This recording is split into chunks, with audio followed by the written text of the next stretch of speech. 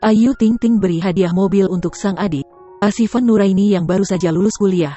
Iis Dahlia turut bangga, puji kesuksesan si biduan Depok. Baru-baru ini kabar bahagia datang dari keluarga Ayu Ting Ting. Pasalnya, sang adik yang bernama Asifan Nuraini akhirnya lulus kuliah setelah selesai merampungkan sidang skripsinya. Lantas kini Sifa telah menyandang gelar sarjana manajemen, SM. Kabar bahagia itu disampaikan Ayu Ting Ting melalui akun Instagram miliknya.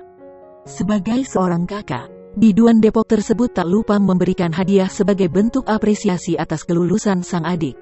Tak main-main, ibunda dari Bilqis itu langsung memberikan hadiah mobil untuk sang adik. Hal itu diungkap oleh sang ibunda, Umi Kalsum di laman Instagram miliknya.